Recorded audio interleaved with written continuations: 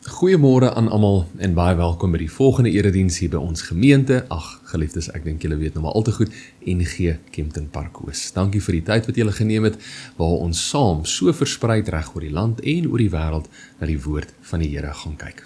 En geliefdes, hiermee, dit is ook die laaste Sondag van die maand November, voordat ons Desember inbeweeg. En ek dink vir baie mense kan dit 'n teken van rustigheid beteken, dat stadig maar seker begin die gejaagdheid van hierdie jaar tot 'n einde kom, maar ek dink eintlik vir meerderheid van ons beteken dit die drama, die gejaagdheid en ek wil tog so ver gaan as om te sê soms die chaos rakende die Kersfeesreëlings wat ook nader kruip. Ag, hoe sukkel ons altyd om te weet wat om vir mekaar te koop, die kos wat geëet moet word, waar Kersfees gehou moet word, wie genooi moet word. Ag, die lys gaan dit aan. Maar ek dink ek bring baie goeie nuus vandag, en dis nie net ter sprake van die boodskap wat later gelewer gaan word nie, maar rakende die uitdagings met Kersfees. Geliefdes, dalk sit julle hier vandag en julle weet nie wat om vir 'n geliefde te koop vir Kersfees, nie 'n geskenkie vir hulle te kry nie.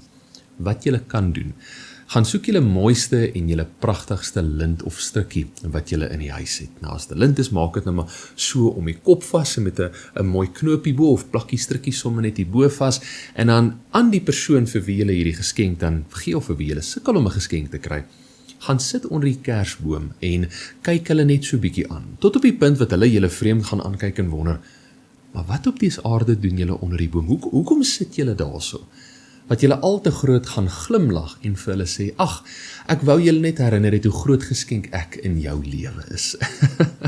So liefdes, hopelik help dit van julle, en die van julle wat aan die ontvangkant hiervan is, ek vra grootliks om verskoning. Maar geliefdes, dit daar gelaat. Een afkondiging wat ek graag net wil deel, en dis maar net vinnige terugvoer, rakende ons Kerssangdiens van laasweek. Dit was 'n absolute sukses gewees. Die klein kindertjies, die kategese span, toe die bejaarde groep by die kerk, die kuierhoekie en die tradisionele sing van klompliedere, alles het net so mooi uitgedraai en ons het soveel mooi terugvoer gekry van julle, so baie dankie daarvoor. En ja, geliefdes, julle net ook in te lig, ons was om en by 550 mense in die kerk gewees. So ja, daar was min sitplek, maar ons is baie bly ons kon almal akkommodeer en so saam as familie die naam van die Here verheerlik. Maar geliefdes, met dit kom ons begin vir oggend se erediens in afhanklikheid van die Here, en ek lees vir ons 'n wotum. Maar in al hierdie dinge is ons meer as oorwinnaars deur hom wat vir ons liefhet. Hiervan is ek oortuig, geen dood of lewe of engele of magte of teenswoordige of toekomstige dinge of kragte of hoogte of diepte of enigiets anders in die skepping kan ons van die liefde van God skei nie. Die liefde wat daar is in Christus Jesus ons Here. Amen. Geliefdes, genade en vrede in oorvloed aan elkeen van julle. Dit kom van God die Vader, Jesus Christus die Seun, en deur die wonderlike werking van God die Heilige Gees. Kom ons gebruik hierdie geleentheid om saam tot die Here te bid. Here, dankie vir 'n geleentheid waar ons as familie in U naam, 'n familie wat deur U opoffering aan die kruis verbind is, dat ons kan stil word, dat ons gedagtes op U kan rig, vir U kan vra, maar Here, maak ons harte stil. Want daar is soveel dinge wat daar buite aangaan, soveel dinge wat ons besig hou, bekommernis wat ons het. Here, help ons asseblief om stil te kan word by U voete. Dat ons kan fokus op dit wat U woord aan ons kom oordra. Dat ons kan kies om na U te luister. En Here, dat dit wat ons vandag uit U woord leer, laat ons dit saam met ons kan dra, dat ons daardeur vertroos en bemoedig kan word. En weet, my Here, U is altyd met ons. U staan ons by, U lei, U versterk ons. U voorsien aan ons wat ons werklik nodig het. Here, dankie vir hierdie besonderse tyd wat ons nou inbeweeg, waar ons U geboorte hier op aarde gaan herdenk. Help asseblief dat ons ook nie verlore sal raak in al die onnodige vrae van, maar was dit nou werklik U verjaarsdag of U geboorte en wanneer moet ons dit eintlik hou? Here, help asseblief dat ons verby al die onnodige sal kyk en sal fokus op dit wat werklik belangrik is. U is aarde toe gestuur. U het vir ons die genade van God kom wys, kom openbaar. En U het die finale prys betaal, sodat ons tot in ewigheid in die almag en in die glorie van God drie-enig sal kan wees. Daarvoor dank ons U. Ons vra U, Here, gebruik ons. Gebruik ons in hierdie tyd, dat ons nader aan U sal beweeg, maar dat ons ook ander sal kan help en sal kan inspireer. En saam met dit, Here, wil ons ook vir U kom dankie sê, waar ons vandag met die eerste Sondag van Advent kan begin. 'n periode wat fokus op voorbereiding vir wat Kersfees werklik is. Help asseblief dat ons dit ter harte sal neem. Here, laat ons dieper sal gaan kyk, die verlore sal raak, en al die gejaagdheid en die besige wêreld daar buite, die bemarking rondom Kersfees nie, maar dat ons deur dit sal sien vir wat dit werklik beteken. So lief het God die wêreld gehad, dat hy sy enigste seun gestuur het, dat die wie in hom glo nie verlore sal gaan nie, maar die ewige lewe sal kry. Ons dank U daarvoor, Here, en ons prys U heilige naam. Amen. Geliefdes, vanoggend gaan ons bietjie stil staan by 'n baie bekende gedeelte in die Bybel. 'n Gedeelte wat ek dink elkeen van ons al op een of ander stadium in ons lewe by troos of bemoediging gevind het. 'n Gedeelte wat ons dalk al vir vriende of familie aangestuur het om hulle te help en te ondersteun in moeilike tye. En 'n gedeelte wat baie gereeld by begrafnisse, gedenkdienste of roudienste gebruik word. Maar hierby bygelas wil ek ook uitlig. Ek dink dit is 'n gedeelte wat meerderheid mense maar net die oppervlak van die gedeelte raak sien, of so word dit oorgedra, dat ons nie eintlik weet wat hierdie teks meer het om te offer nie, en hierdie besonderse teks het eintlik baie om vir ons te kom leer. Die spesifieke gedeelte waarna ons vandag saam gaan kyk, kom uit Romeine 8 vers 31 tot 39, of soos wat meeste mense die gedeelte ken, niks kan ons skei van die liefde van die Here nie. So geliefdes, kom ons begin vandag se erediens en ons lees hierdie gedeelte saam. Wat is nou ons gevolgtrekking oor al hierdie dinge? Dit: God is vir ons, wie kan dan teen ons wees? Hy het sy eie seun nie gespaar nie, maar hom oorgelewer om ons almal te red. Sal hy dan nie al die ander dinge saam met hom uit genade skenk nie? Wie kan die uitverkorenes van God aankla? God self spreek hulle vry. Wie kan ons veroordeel? Christus Jesus het gesterf, maar meer is dit, hy is uit die dood opgewek. Hy sit aan die regterhand van God, hy pleit vir ons. Wie kan ons van die liefde van Christus skei? Lyding of benoudheid of vervolging, honger of naaktheid, gevaar of swaard? Daar staan immers geskrywe: dit is oor U dat die dood ons dag vir dag bedreig, dat ons so slagskape behandel word. Maar in al die dinge is ons meer as oorwinnaars deur hom wat vir ons liefhet. Hiervan is ek oortuig: geen dood of lewe of engele of magte of teenswoordige of toekomstige dinge of kragte of hoogte of diepte of enige iets anders in die skepping kan ons van die liefde van God skei nie. Die liefde wat daar is in Christus Jesus, ons Here.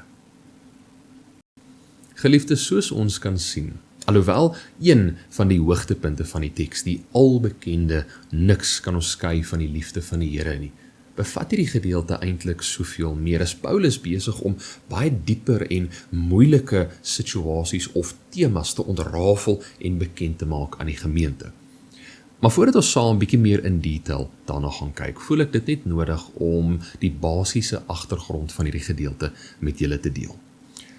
Die gemeente in Rome was vasgevang in 'n baie moeilike situasie, baie kort en kragtig opgesom.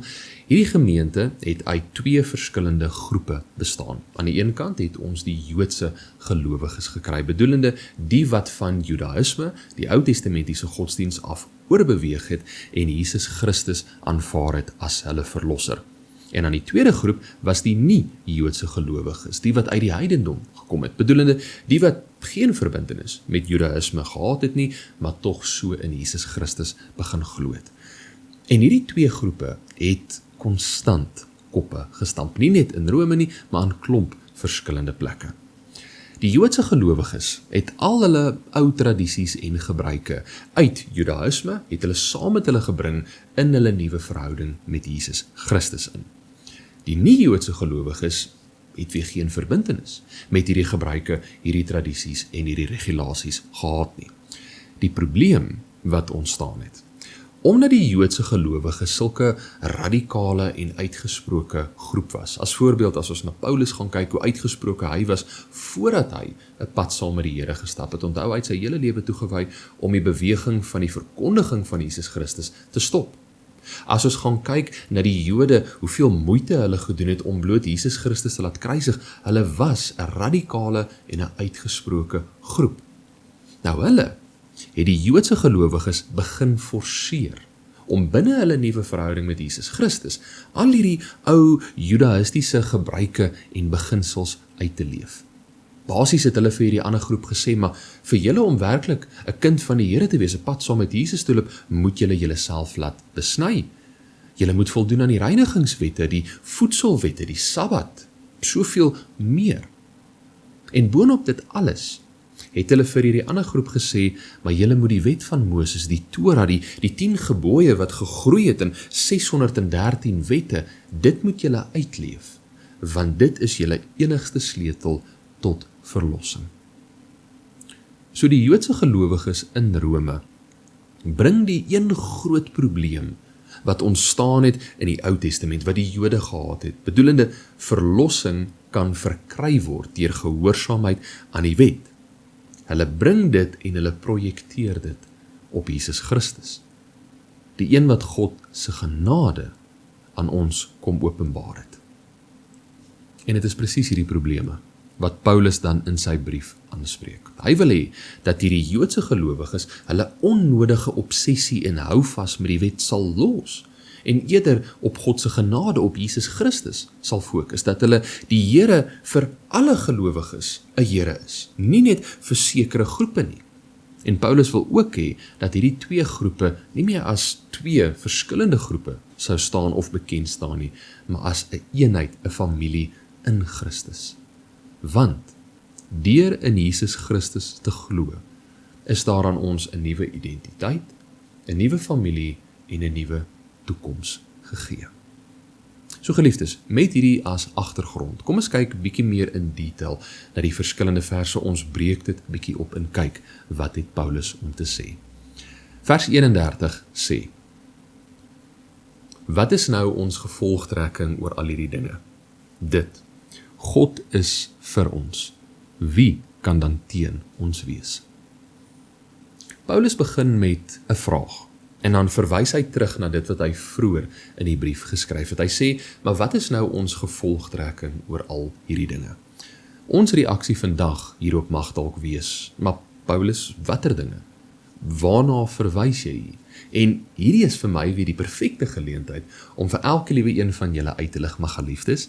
Dit is oor tekste soos die, wat ons nie net 'n paar verse of 'n hoofstuk op sy eie moet lees nie, maar eerder die brief in geheel. Maar vir vandag gaan ek dit vir ons kort en kragtig opsom. Paulus het vroeër in sy brief verskeie argumente gemaak tot die gelowiges se nuwe identiteit in Christus, bedoelende toe hulle gekies het om in Jesus Christus te glo, het vernuwing plaasgevind en daar word nou van hulle verwag om volgens hierdie nuwe identiteit op te tree.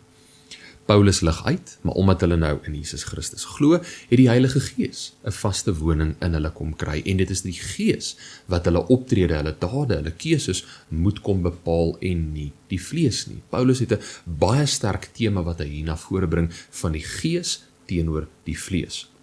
Maar hy gaan verder en hy lê klem op die feit dat alle gelowiges, nie net die Jode nie, maar alle gelowiges het deur Jesus Christus se kruisdood vrye toegang tot die genadetroon gekry, of in ander woorde, Jesus Christus het vir enige iemand wie sy hand neem aan die kruis kom sterf.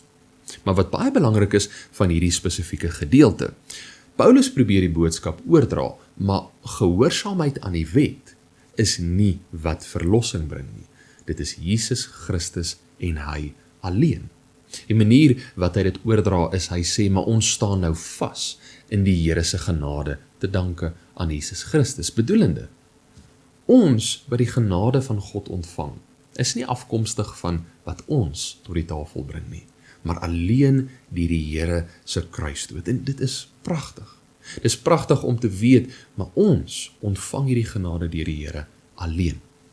Maar Paulus gaan nog 'n bietjie verder en hy sê, maar die wie in Jesus Christus glo is nou los van die wet. En dat die wet nie verlossing bring nie, maar inteendeel, dit is die wet wat kom wys wat sonde is. Ons gaan bietjie later bietjie meer in diepte daarna kyk. Paulus is hier besig deur alles wat hy voor oggend se skriflesing te sê en verder in die brief ook. Die houvas wat die Joodse gelowiges aan die wet gehad het en die noodsaaklikheid van hulle ou tradisies en gebruike, probeer hy verbreek. En hy probeer vir hulle sê, maar julle antwoord is nie die wet nie. Dis nie die ou maniere nie, dis Jesus Christus. So basies om terug te kom dan by vers 31. Wat hierdie gedeelte aan die lesers kom oordra is, as die Here dan al hierdie dinge vir ons kom doen, hy het ons kom verlos, sy gees kom lei ons is vernuwe, ons het 'n nuwe identiteit gekry, ons is saamgeroep tot 'n nuwe familie, ons is losgemaak van ons sondes, van die wet. As die Here al hierdie dinge vir ons kom doen het en nog soveel meer, wat is ons gevolgtrekking dan? Wel, is 'n baie maklike gevolgtrekking om te maak. Die Here is vir ons. Wie kan dan teen ons wees? As die Here soveel vir ons doen, verlede, vandag en die toekoms in, wat kan iemand of enige iets teen ons doen? Ons staan vas in sy genade. Vers 32, dit sê, hy het sy seun nie gespaar nie, maar hom oorgelewer om ons almal te red. Sal hy ons dan nie al die ander dinge saam met hom uit genade skenk nie? Paulus kom gee 'n voorbeeld om hierdie punt van God is vir ons bietjie beter te illustreer. Hy sê, maar God het sy eie seun nie eers terughou nie eens dit was vir hom te veel vir ons as sy kinders nie. So ver gaan die Here om sy liefde aan ons bekend te maak.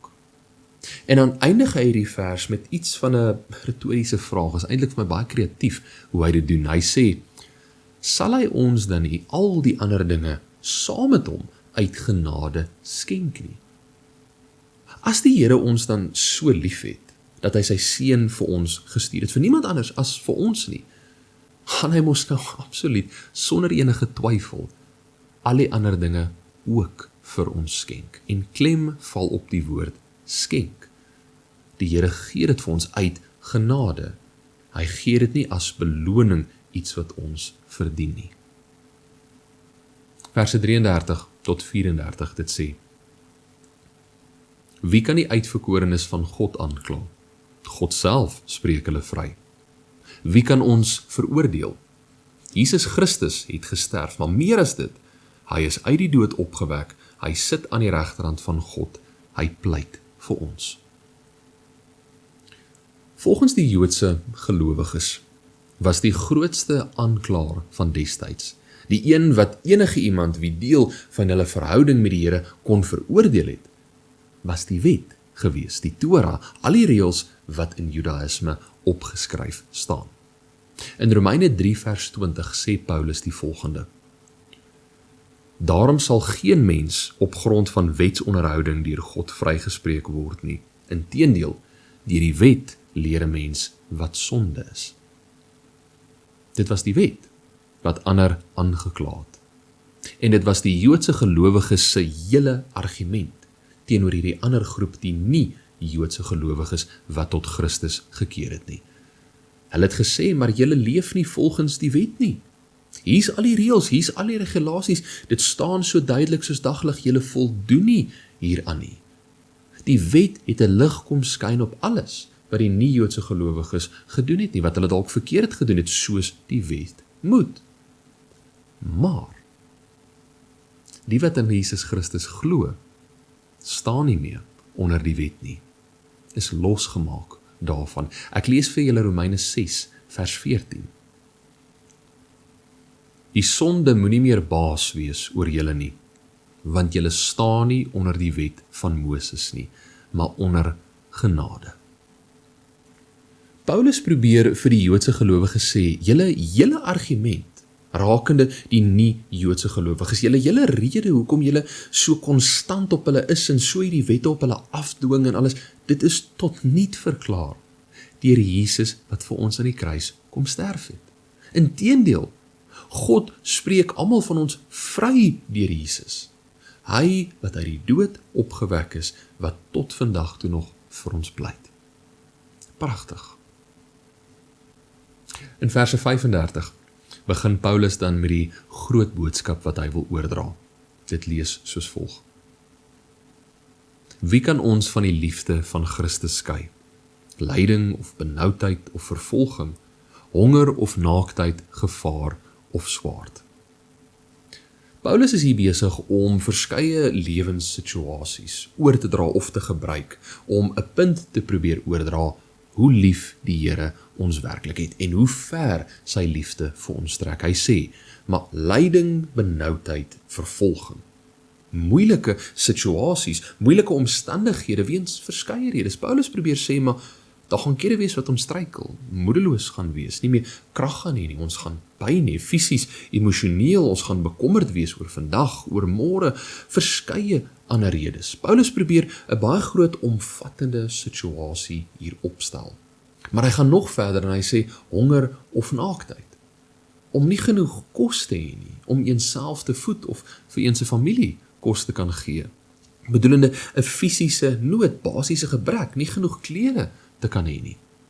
Hy sê gevaar of swaard, enige vorm van gevaar wat 'n risiko vir een se lewe of gesondheid inhou, 'n fisiese bedreiging.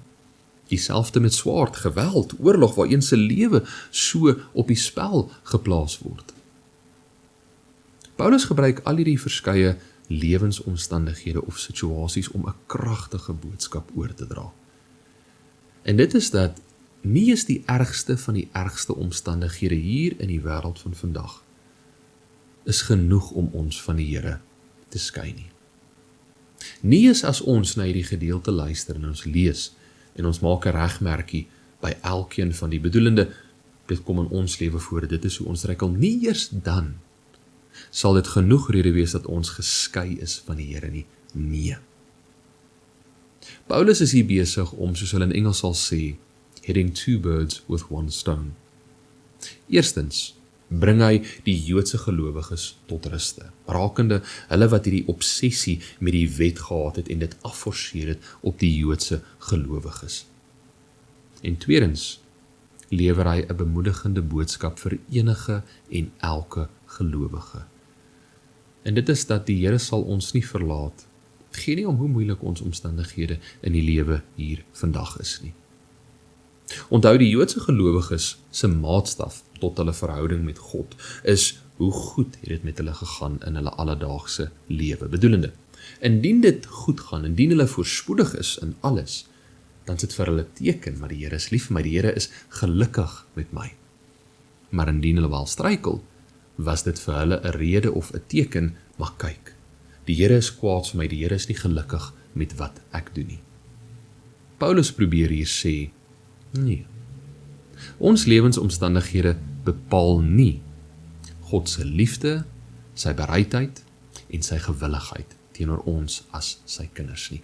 Ons staan vas in sy genade. Die volgende vers 36, die moeilike vers van hierdie spesifieke gedeelte, die swart skaap van hierdie gedeelte, as ek dit nou maar so kan stel. Want meerderheid van die kere wat hierdie spesifieke gedeelte, as hier gepraat word oor niks kan ons skei van die liefde van die Here nie, word hierdie vers uitgelaat, word nooit saam met die ander gelees nie. Wel geliefdes, kom ons kyk hoekom dit is. Die gedeelte lees soos volg. Daar staan immers geskrywe, dit is oor U dat die dood ons dag vir dag bedreig, dat ons so slagskape behandel word. Sjoe, moeilike en swaar woorde en 'n gedeelte wat eintlik baie gevaarlik kan wees as ons nie die nodige konteks het of as ons die gedeelte uit konteks haal en gebruik. Maar dit wat Paulus hier besig is om oor te dra, pas eintlik by die groter boodskap van die gedeelte van vandag. Laat ek verduidelik. Die eerste belangrike punt waarvan ons bewus moet wees. Hierdie woorde is nie Paulus wat besig is om 'n nuwe punt te maak nie, of 'n stelling te probeer oordra nie. Nee, dis eintlik 'n gedeelte wat aangehaal word uit Psalm 44 vers 23. So dit kom uit die Ou Testamentiese dae uit, nie iets niets wat Paulus hier probeer oordra nie. Paulus probeer nie vrees in die mense injaag deur vir hulle te sê, maar kyk, dit is die Here wat ons soos skape gebruik. Hy is die slagter, kyk hoe sleep hy ons na die slagpale toe nie, glad nie. Punt nommer 1. Punt nommer 2. Die Joodse gelowiges in Rome, soos vroeër uitgelig, het geglo, maar hoe meer gehoorsaam hulle is aan die Here, hoe meer van die wette hulle uitleef, hoe beter gaan dit met hulle lewe gaan. Daarom het hulle hierdie groot obsessie met die wet gehad. Daarom het hulle dit op ander mense afgedwing om vir hulle te probeer sê, maar jy gaan 'n goeie lewe kry as jy jou hele lewe vir die Here gee. Jy gaan alles kry wat jy wil hê, leef net die wet uit.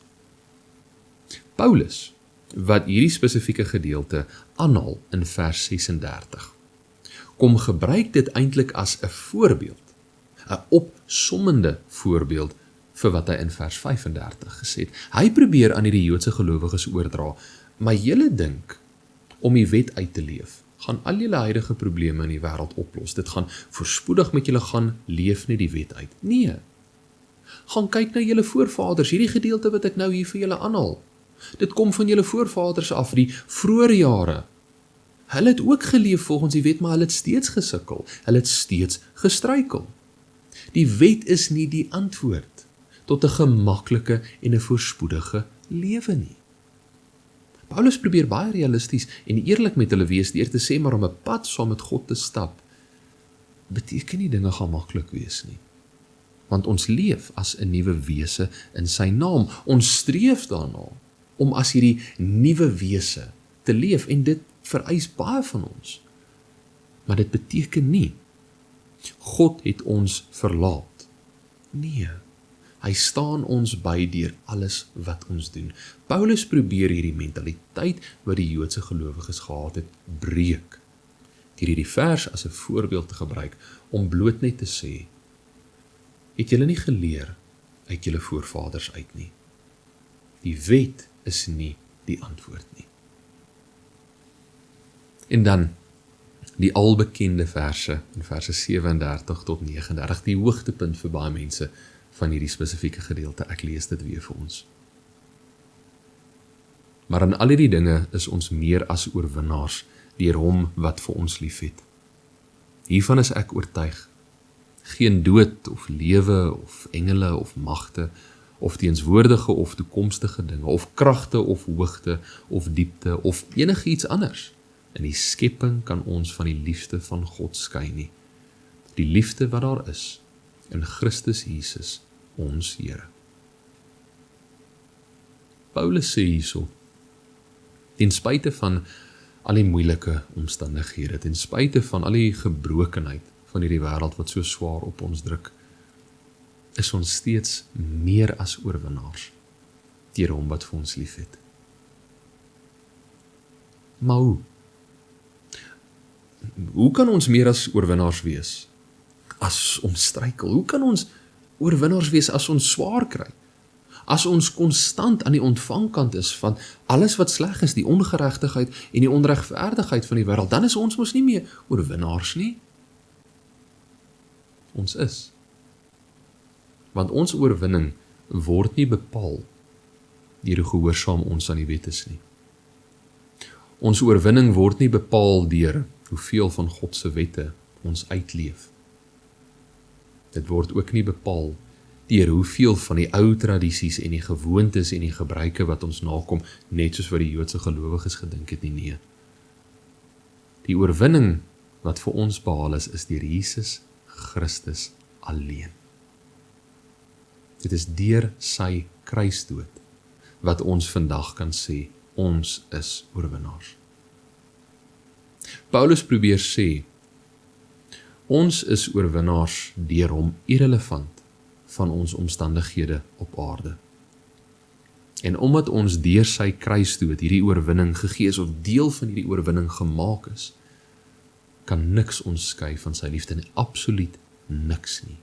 En die liefde waarvan Paulus hier praat, is nie die emosionele beskouing van liefde vandag, of die gevoel van liefde nie, nee. As ons na die Grieks gaan kyk, staan hier agape, die selfopofferende liefde wat hy vir ons aan die kruis gewys het, bedoelende, niks kan ons kom skei van die verlossingsdaad, wat Jesus Christus vir ons bewerkstellig, toe hy aan die kruis doodgegaan het nie. Niks, absoluut niks in hierdie ganse skepping, kan ons wegruk van die Here, of kan 'n skeur tussen ons en hom veroorsaak nie. Geliefdes, ek sluit af. Ons vryheid, ons verlossing, ons bevryding, is alleen deur Jesus Christus aan ons gegee, toe hy vir ons aan die kruis gesterf het. Hy het vir ons 'n nuwe identiteit kom gee. Hy het ons deel gemaak van 'n groter familie, en hy het vir ons 'n nuwe toekoms kom gee, 'n toekomsverwagting, 'n ewigheid saam hom. Maar saam met dit, het hy ook vir ons vertroosting gebring. Ja, in hierdie wêreld van vandag, gaan daar dae wees wat ons werklik struikel, wat dit moeilik gaan wees. Ons gaan nie weet hoe om 'n enkele voet voor die ander te sit nie, en ons gaan moedeloos wees. Maar, nie eers die ergste van die ergste, sal die oorwinning wat Jesus Christus vir ons kom behaal het, van ons kom wegneem nie. En absoluut niks wat ons doen, terwyl ons die hand van die Here vashou, terwyl ons in hom glo, geen hoe sleg dit is, sal sy liefde en sy verlossingsdaad vir ons, van ons kom skei nie. Ons is veilig in sy hande. Al maak ons foute, al tree ons verkeerd op, by hom is ons veilig. Ons antwoord, ons standvastigheid, ons hoop lê nie in onsself nie, of hoeveel ons in God se naam kan doen nie, of hoe gehoorsaam ons aan hom is nie, nee. Ons antwoord is alleenlik Jesus Christus. Mag ons vandag, soveel jare later, nie dieselfde fout maak as die Joodse gelowiges van destyds nie, skeiding bring in die familie van die Here nie, weens een se vermoëns of een se onvermoëns. Geliefdes, daarom sê ek vandag, gaan dan heen met die oortuiging, met die sekerheid, God is vir ons. Wie kan teen ons wees? Amen. Ek gee 'n oomblik van stilte.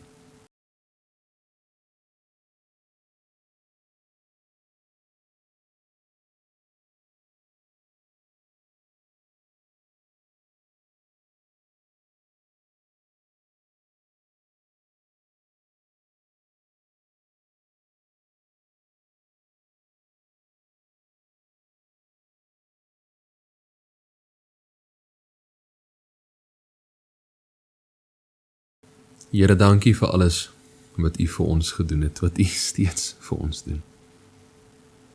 Dat ons na U woord kyk, met sekerheid vandag kan sê, maar Here, ja, U is werklik vir ons.